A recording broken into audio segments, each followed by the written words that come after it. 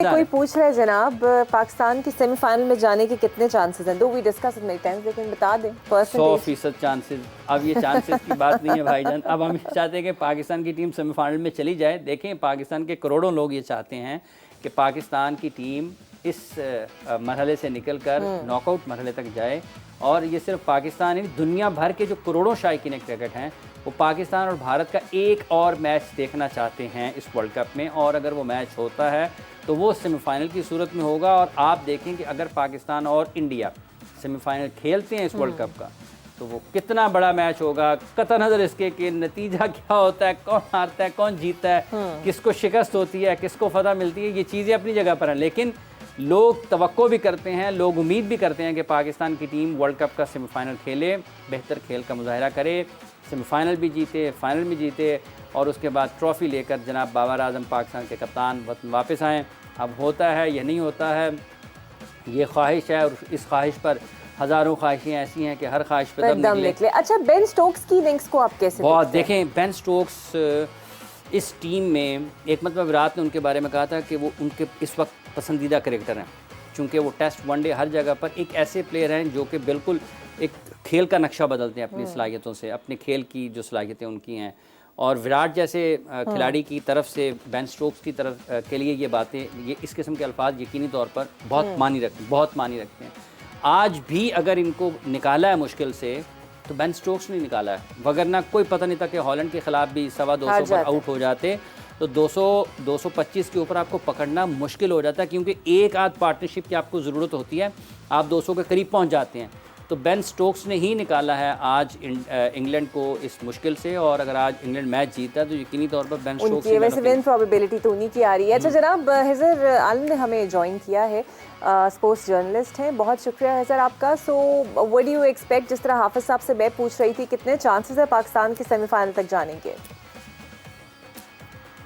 जी बिल्कुल, अब तो हर जगह यही डिस्कशन हो रही है कि जो जिस कुदरत के निज़ाम की हम बात कर रहे थे वो अचानक से ऑन हुआ है और पाकिस्तान टीम के यकीनन चांसेस बहुत ज़्यादा हैं। 45% तो कहा जा रहा है कि पाकिस्तान टीम सेमीफाइनल में जा रही है। अब डिपेंड करता है कि पाकिस्तान टीम को क्या वो टारगेट मिलता है। एक टारगेट तो इंग्लैंड देगी या एक टारगेट पाकिस्तान इंग्लैंड को देगा। उससे पहले ही पाकिस्तान के लिए जो है वो टारगेट सेट हो जाएगा कि आया पाकिस्तान को किस अप्रोच के साथ मैदान में उतरना होगा। यकीनन एग्रेसिव अप्रोच के साथ साथ पाकिस्तान को वेल कैलकुलेटेड जाना होगा। और अच्छी बात यह है कि जो गुज़िश्ता मैच गुजरा है उसमें पाकिस्तान टीम ने जिस तरह से परफॉर्म किया है, जिस तरह से कैलकुलेशन के साथ चलें, बहुत अच्छा लगा कि ऐसा लगा कि जो ग्राउंड के अंदर जो प्लेयर्स थे वो और जो ड्रेसिंग रूम में बैठी हुई मैनेजमेंट थी वो बहुत ज़्यादा कनेक्ट थी। और मैंने शायद पहले भी कहा था कि शायद पाकिस्तान टीम इतनी कैलकुलेशन के साथ खेली, जिस तरह से फ़खर जमान बैटिंग कर रहे थे, बाबर आजम क्रीज पे मौजूद थे, कि पाकिस्तान टीम ने 50 ओवर के लिए शायद गेम खेला ही नहीं। पाकिस्तान टीम सिर्फ और सिर्फ गई 20 ओवर के लिए। और उस बात का आइडिया हमें इस बात से हो सकता है कि फ़खर जमान जो है उन्होंने कहा प्रेस कॉन्फ्रेंस में कि मैं ये पूछ रहा था कि आया हमें 20 ओवर में कितने रन बनाने। तो वो जो कैलकुलेशन पाकिस्तान की परफॉर्मेंस देखने के बाद you still think that if England is back in the form so Pakistan के लिए आसान होगा? देखिए, इंग्लैंड के लिए तो बहुत कुछ खोना पड़ेगा अगर इंग्लैंड परफॉर्म नहीं करता। उनके लिए अब वर्ल्ड कप मसला नहीं है, वहाँ तो डिस्कशन जो है वो चैम्पियंस ट्रॉफी से जुड़ी हुई हैं। क्या आया वो चैम्पियंस ट्रॉफी में होंगे नहीं होंगे, तो वो भी अपना 110% लगा रहे हैं। और पाकिस्तान के लिए अच्छा ये है कि पाकिस्तान टीम वो जो एक इंडिया फिर अफ़गानिस्तान से शिकस्त के बाद जो कुछ हुआ, पाकिस्तान टीम का मोराल डाउन हुआ, फिर यहाँ पाकिस्तान क्रिकेट बोर्ड से जिस तरह का एक बिहेवियर गया, जिस तरह के मैसेजेस गए, अब एटलीस्ट वो सब चीज़ें जो है वो शायद माइनस हो गई हैं। और यही कहा जा सकता है कि जिस तरह कप्तान की मुस्कुराहट वापस आई थी गुज़िश्ता मैच में, तो ये जो कॉन्फिडेंस बहाल हुआ है। और सबसे बड़ी बात यह है कि वो जो सब कुछ नेगेटिव पाकिस्तान के लिए हो रहा था, नेगेटिव तजज़िये हो रहे थे, नेगेटिव तबसरे हो रहे थे, वो एक बार फिर पॉजिटिव में चेंज हो गए हैं। जितने भी कमेंटेटर्स हैं वो पाकिस्तान के लिए बात कर रहे हैं, पाकिस्तान को फेवरेट करार दे रहे हैं, जो कि इंग्लैंड पाकिस्तान का मैच है। ऑब्वियसली पाकिस्तान फेवरेट तो है।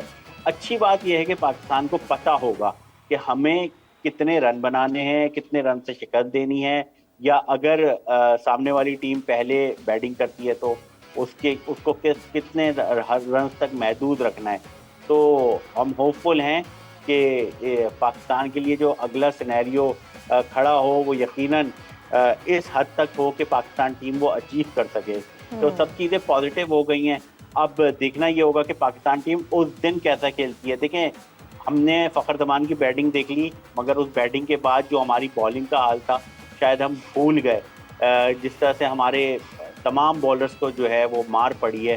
तो मेरा ख्याल है कि इंडियन कंडीशन में इंडियन बॉलर्स को देखना होगा कि आया वो किस तरह से बॉलिंग कर रहे हैं। और मेरा ख्याल है आज पाकिस्तान हमने के लिए देख ही लिया है best प्रैक्टिस option को, होगा। बॉटल आप बता रहे हैं रख के। हाँ, कुछ इस तरीके से की है, लेकिन देखिए पाकिस्तान की गेंदबाजी भी, अगर हम ये ठीक है कि पाकिस्तान की कारकर्दगी ठीक नहीं रही है इस वर्ल्ड कप में, किसी भी शोबे में ठीक नहीं रही है, वो तो फ़खर इंडिविजुअल ब्रिलियंस ही आपको नज़र आती है जहाँ जहाँ भी पाकिस्तान ने अच्छा खेला है। मतलब रिजवान, अब्दुल्ला शफीक, लेकिन एक दिन में विकेटें लेने पे आए तो शाहीन ने 4 से 5 ले ली, नहीं आए तो एक तो भी ना नहीं, ली। वो तसलसल नहीं है। पाकिस्तान की बॉलिंग अच्छा परफॉर्म नहीं कर रही है, लेकिन इसका मतलब ये नहीं है कि वो बिल्कुल भी अच्छे गेंदबाज नहीं है।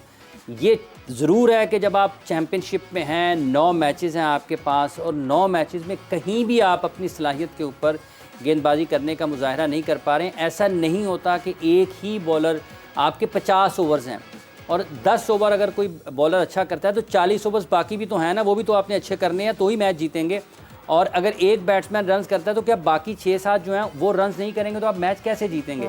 तो ये पाकिस्तान की जो बॉलिंग है, इनको अब तो इनके पास कोई रास्ता ही नहीं है। आखिरी मैच अगर आप इसको आखिरी भी बना सकते हैं न्यूजीलैंड को के नतीजे को देखते हुए, अगर वो पाकिस्तान के हक़ में हो जाता है तो अगर आप इसको आखिरी भी बना सकते हैं, और या फिर आप इसको अपने लिए एक मैच, अगले 2 मैचेस का दरवाज़ा खोल सकते हैं। तो पोटेंशियल पर खेलना पड़ेगा, सलाहियत पर खेलना पड़ेगा, और थोड़ा जो गैर ज़रूरी तौर पर जज्बाती या जारहाना आपको नज़र आता है ना, जारहाना ज़्यादा जज्बाती है कि आप बिल्कुल बगैर किसी हिकमत अमली के गेंदबाजी करते जाएं, उसकी बजाय समझदारी का मुजाहरा करना पड़ेगा ताकि गलतियां कम हो। गलतियां कम करेंगे तो अच्छी बॉलिंग कर सकते हैं पाकिस्तान। बिल्कुल सही, बहुत शुक्रिया खज़र आपका। अच्छा हाफिज़ साहब, आपको पता है स्मोक का इशू बहुत दिल्ली और यहाँ पर तो बहुत ज़्यादा एब्रप्ट चीज़ें भी आ रही हैं कि शायद स्मोक की वजह से players are not feeling well, उन्हें सांस की प्रॉब्लम ये हो रही इंडिया है। में भी हुआ है। अभी एक स्टोरी थी, एक तो ये पाकिस्तान में भी वुमेन सीरीज़ हो रही थी, आज सुबह भी रिपोर्ट किया है मीडिया ने, इसको रिपोर्ट किया है कि एक तरफ लाहौर में बच्चों के स्कूल बंद हो रहे हैं और स्मोक काफ़ी दिनों से है चल रही है और उसकी वजह से मामूलाती ज़िंदगी मुतासर हुए हैं।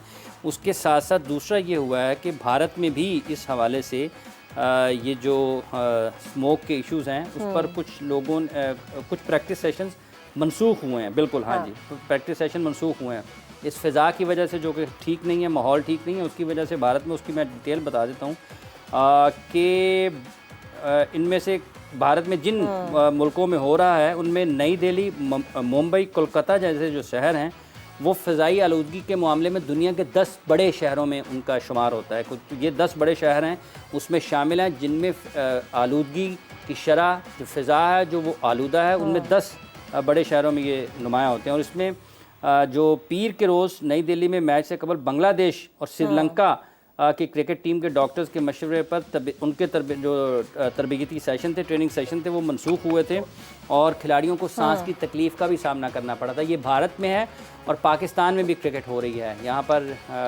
कदावी स्टेडियम में। तो ये बड़ी अफसोसनाक सूरत हाल है। बुनियादी तौर पर ये इस मौसम में हर साल दोनों मुल्कों के जो शहर हैं उनमें आलूदगी बहुत होती है। और ये कुछ 4-5 दिन में तो नहीं खत्म होगी, ये टाइम ऑनगोइंग फिनोमेना, ये तो आपको एकदम उठाने पड़ेंगे।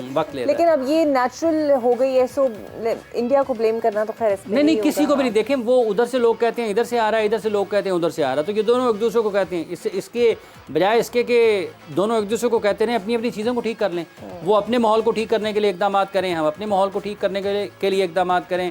हमारी हुकूमतें भी जब भी इस किस्म का कोई मौका होता है तो वो सबसे पहले तो बच्चों को स्कूल बंद कर देते हैं। अब बच्चों को पहली काफ़ी छुट्टियां होती हैं, उनको मज़ीद और छुट्टियों में जाना पड़ता है। तो बजाय इसके कि तालीम का हर्ज हो बच्चों की, इसके को जो है ना क्या उसको कहते हैं कुल वक्ती और तवील मुद्दती इसका जो है ना वो इसका अदराक, इसका सद्देबाब करने की ज़रूरत है। बिल्कुल जनाब, अब तक सद्देबाब देखते हैं किस टीम का होगा, लेकिन नीदरलैंड्स फिलहाल जनाब 21 और 2 खिलाड़ी आउट। कल देखेंगे जनाब बारिश कितना अपना रोल प्ले करती है, बेहतर हो ही जाए, स्मोक भी कम हो जाएगी, बादल भी छट अगर हो जाती है ना जी इकरा साहिबा, अगर हो जाती है तो 1-1 पॉइंट शेयर होगा पाकिस्तान के लिए, फिर इंग्लैंड को सिर्फ हराना मंसूबा है। चले जी इंशाल्लाह दुआ करते हैं जनाब, हमारी पूरी दुआएं पाकिस्तान टीम के साथ है और बारिश के साथ भी हैं कि आए बरसें और पाकिस्तान के लिए रास्ते जो है साफ करें। करम आज इतना बरस कि पाकिस्तान आगे जा जाए। बिल्कुल जनाब, हमें इजाजत दीजिए, आपसे कल होगी मुलाकात, तब तक के लिए अल्लाह हाफिज।